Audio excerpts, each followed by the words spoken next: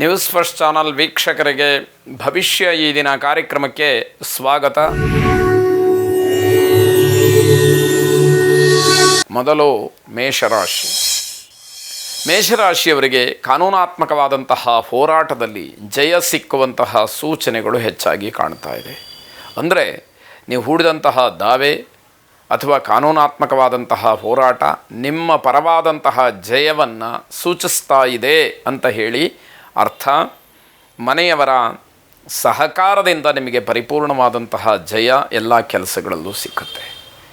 ನೀವು ಯಾವುದಾದ್ರೂ ಒಂದು ಕೆಲಸಕ್ಕೆ ಹೊರಟ್ರಿ ಅಥವಾ ಒಂದು ಕೆಲಸ ಮಾಡಬೇಕು ಅಂತ ಹೇಳಿ ಯೋಜನೆಯನ್ನು ಹಾಕ್ಕೊಂಡ್ರಿ, ಸಂಕಲ್ಪ ಮಾಡಿದ್ರಿ ಅಂತ ಆದರೆ ಮನೆಯವರ ಪರಿಪೂರ್ಣವಾದಂತಹ ಬೆಂಬಲ ನಿಮಗೆ ರಕ್ಷಾ ಕವಚವಾಗಿರುತ್ತೆ. ಹಾಗಾಗಿ ನೀವು ಜಯ ಸಾಧನೆಯನ್ನು ಮಾಡಲಿಕ್ಕೆ ಅವಕಾಶಗಳು ಹೆಚ್ಚಾಗಿ ನಿಮಗೆ ಒದಗಿ ಬರುವಂಥದ್ದಾಗುತ್ತೆ. ಸಹೋದ್ಯೋಗಿಗಳಿಗೆ ನಿಮ್ಮಿಂದ ಒಂದಷ್ಟು ಅನುಕೂಲವೂ ಕೂಡ ಆಗುವಂಥದ್ದಿದೆ. ಹಾಗಾಗಿ ನಿಮ್ಮಿಂದ ಅವರು ಸಂತೋಷವನ್ನು ಪಡ್ತಾರೆ. ನಿಮ್ಮ ಬಗ್ಗೆ ವಿಶೇಷವಾದಂತಹ ಒಂದು ನಂಬಿಕೆ, ಗೌರವ, ವಿಶೇಷವಾದಂತಹ ಒಂದು ಮಾತನ್ನು ನಿಮ್ಮ ಬಗ್ಗೆ ಆಡುವಂಥದ್ದಿರುತ್ತೆ. ನಿಮಗೆ ಲಾಭದಾಯಕವಾದಂತಹ ದಿವಸ ಇದು ಅಂತ ಹೇಳಿದರೆ ಏನೂ ತಪ್ಪಿಲ್ಲ. ಮಕ್ಕಳ ಸಾಧನೆ ನಿಮಗೆ ಒಂದಷ್ಟು ಗೌರವವನ್ನು ಹೆಚ್ಚು ಮಾಡುತ್ತೆ, ಗೌರವವನ್ನು ತಂದುಕೊಡುತ್ತೆ ಅನ್ನುವಂಥದ್ದು. ಸಂಬಂಧಿಕರ ಜೊತೆಯಲ್ಲಿ ಸಂಭಾಷಣೆಯನ್ನು ಮಾಡುವಾಗ, ಮಾತಾಡುವಾಗ ಮನಸ್ತಾಪಕ್ಕೆ ಕಾರಣ ಆಗಬಹುದು. ನೀವೇನೋ ಮಾಡ್ತೀರಿ, ನೀವೇನೋ ಮಾತಾಡ್ತೀರಿ, ಅವರು ಇನ್ನೇನೋ ಮಾಡ್ತಾರೆ, ಇನ್ನೇನೋ ಅರ್ಥ ಮಾಡ್ಕೊಳ್ತಾರೆ. ಹೀಗಾಗಿ ಆ ಒಂದು ಮಾತಿನಿಂದ ಆಕ್ಷೇಪಕ್ಕೆ ಒಳಗಾಗ್ತಕ್ಕಂತಹ ಸಾಧ್ಯತೆ ಹೆಚ್ಚಾಗಿ ಕಾಣ್ತಾ ಇದೆ. ಆಂಜನೇಯ ಸ್ವಾಮಿಯನ್ನು ಪ್ರಾರ್ಥನೆ ಮಾಡಿ, ಅಸಾಧ್ಯ ಸಾಧಕ ಸ್ವಾಮಿನ್ ಅಸಾಧ್ಯಂ ತವ ಕಿಂ ವದ ರಾಮದೂತ ಕೃಪಾ ಸಿಂಧು ಮತ್ಕಾರ್ಯ ಸಾಧಯ ಪ್ರಭೋ ಎಂಬುದಾಗಿ ಪ್ರಾರ್ಥನೆಯನ್ನು ಸಲ್ಲಿಸಿ ಶುಭವಾಗಿ. ವೃಷಭ ರಾಶಿ. ಯಾವುದೇ ವ್ಯವಹಾರ ಇರಲಿ, ಯಾವುದೇ ಮಾತುಕತೆಗಳಿರಲಿ, ಎಲ್ಲೇ ನೀವು ಮಾತನ್ನು ಆಡುವಾಗ ನಿಮ್ಮ ಗೌರವಕ್ಕೆ ಧಕ್ಕೆ ಬರದೇ ಇರುವ ಹಾಗೆ ಗಮನಿಸ್ಕೊಳ್ಬೇಕು. ನಿಮಗೆ ಅವಮಾನ ಆಯಿತು, ನಿಮ್ಮ ಸ್ಥಾನಕ್ಕೆ ಬೆಲೆ ಸಿಕ್ಕಲಿಲ್ಲ, ನಿಮಗೆ ಬೆಲೆ ಸಿಕ್ಕಲಿಲ್ಲ ಅಂತಂದರೆ ಒಂದು ಕ್ಷಣವೂ ಕೂಡ ಆ ಜಾಗದಲ್ಲಿ ಇರತಕ್ಕಂಥದ್ದು ಒಳ್ಳೆಯದಲ್ಲ. ಇದರ ಗಮನ ಇರಬೇಕಾಗತ್ತೆ. ಬೇರೆಯವರಿಂದ ಏನನ್ನೂ ಕೂಡ ನಿರೀಕ್ಷೆ ಮಾಡಬೇಡಿ, ಅದು ನಿಮಗೆ ನಿರಾಸೆಯನ್ನು ಉಂಟು ಮಾಡ್ತಕ್ಕಂಥದ್ದಾಗ್ಬೋದು. ತಾಯಿಯವರ ಆರೋಗ್ಯದ ಬಗ್ಗೆ ತುಂಬ ಗಮನವನ್ನು ಕೊಡಬೇಕು. ತುಂಬ ಆತಂಕವಾಗತಕ್ಕಂತಹ, ಹೆದರುವಂತಹ ದಿವಸ ಇದಾಗಿರುತ್ತೆ. ಜೀವನದಲ್ಲಿ ಹೋರಾಟವನ್ನು ಮಾಡ್ತಕ್ಕಂಥವ್ರಿಗೆ ತಮ್ಮದೇ ಆದಂತಹ ಸಮಸ್ಯೆಗಳು, ಅಡ್ಡಿ ಆತಂಕಗಳು ಇರುವಂಥದ್ದು. ಜೀವನವೇ ಹೋರಾಟದ ಜೀವನ ಅಂತಾದಾಗ ಬಹಳ ಕಷ್ಟವಾಗುತ್ತೆ ಅಂತ ಹೇಳಬೇಕು. ಮನೆಗೆ ಅತಿಥಿಗಳು ಬರೋದರಿಂದ ಸಂತೋಷವಾಗುತ್ತೆ. ನಿಮ್ಮ ಸಾಧನೆಯಾಗಲಿ, ಯೋಜನೆಗಳಾಗಲಿ ಅವರ ಹತ್ರ ಹೇಳ್ಕೊಳ್ಳೋದಕ್ಕೆ ಒಂದು ಅವಕಾಶಗಳು ದೊರೆಯುವಂಥದ್ದು.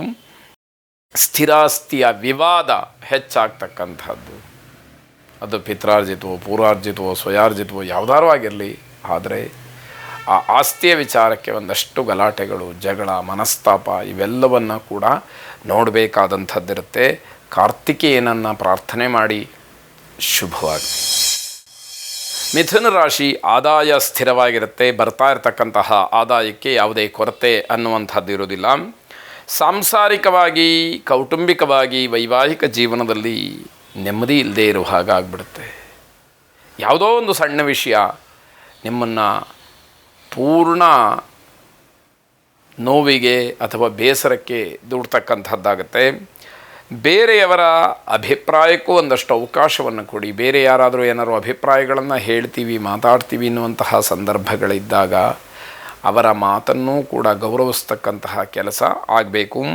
ನಿಮ್ಮ ವಿರೋಧಿಗಳು, ಶತ್ರುಗಳು ನಿಮಗೆ ತೊಂದರೆಯನ್ನು ಮಾಡ್ತಾರೆ. ಆ ತೊಂದರೆ ಮಾಡೋದಕ್ಕೋಸ್ಕರನೇ ಅವರು ಕಾಯ್ತಾ ಇರ್ತಾರೆ ಅನ್ನುವಂಥದ್ದನ್ನು ಸ್ಪಷ್ಟವಾಗಿ ಹೇಳಬೇಕಾಗಿದೆ. ಚಾಮುಂಡೇಶ್ವರಿಯನ್ನು ಪ್ರಾರ್ಥನೆ ಮಾಡಿ, ಆ ಜಗನ್ಮಾತೆ ನಿಮಗೆ ಎಲ್ಲ ಕಡೆಯಲ್ಲೂ ಕೂಡ ರಕ್ಷಣೆಯನ್ನು ನೀಡಲಿ. ಶುಭವಾಗಲಿ. ಕರ್ಕಾಟಕ ರಾಶಿ. ನಿತ್ಯದ ಕೆಲಸಕ್ಕೂ ಕೂಡ ಒಂದು ಶಿಸ್ತು ಅಂತ ಹೇಳಿಬೇಕು. ಯಾವುದೋ ಹೇಗಾದರೂ ಆಗಲಿ ಅನ್ನುವಂತಹ ಭಾವನೆ ಇದ್ದಂಥವರಿಗೆ, ಆ ಧೋರಣೆ ಇದ್ದಂಥವರಿಗೆ ಶಿಸ್ತಿನ ಬೆಲೆ ಗೊತ್ತಾಗೋದಿಲ್ಲ. ಹಾಗಂತ ಕಷ್ಟಪಟ್ಟು ಮಾಡಿದಂತಹ ಕೆಲಸಕ್ಕೂ ಕೂಡ ಬೆಲೆ ಇರೋದಿಲ್ಲ. ಇದನ್ನು ಅರ್ಥ ಮಾಡಿಕೊಳ್ಬೇಕು. ಇದೆಲ್ಲವನ್ನು ಗಮನಿಸಿದಾಗ ಶಿಸ್ತಿನಿಂದ ಇರಬೇಕು, ವರ್ತಿಸಬೇಕು ಅನ್ನುವಂಥದ್ದು ಗೊತ್ತಾಗ್ತಾ ಹೋಗುತ್ತೆ. ಬೇರೆಯವರನ್ನು ಯಾವ ಕಾರಣಕ್ಕೂ ಕೂಡ ದೂಷಣೆ ಮಾಡೋದಕ್ಕೆ ಹೋಗಬೇಡಿ. ಕುಟುಂಬದ ವೈಯಕ್ತಿಕ ವಿಚಾರವನ್ನು ಹೊರಗಿನ ಪ್ರಪಂಚದಲ್ಲಿ ಸಮಾಜದ ಜೊತೆಯಲ್ಲಿ ಪ್ರಸ್ತಾಪ ಮಾಡುವಂಥದ್ದು ಬೇಡ ಅಂತ ಅರ್ಥ. ನಿಮ್ಮ ಕೆಲಸದ ಬಗ್ಗೆ ನಿಮಗೆ ಗರ್ವ ಪಡತಕ್ಕಂತಹ ಅವಶ್ಯಕತೆ ಇಲ್ಲ. ಗುಡ್ಡಕ್ಕಿಂತ ಗುಡ್ಡ ದೊಡ್ಡದು, ನಿಮಗಿಂತಲೂ ಕೂಡ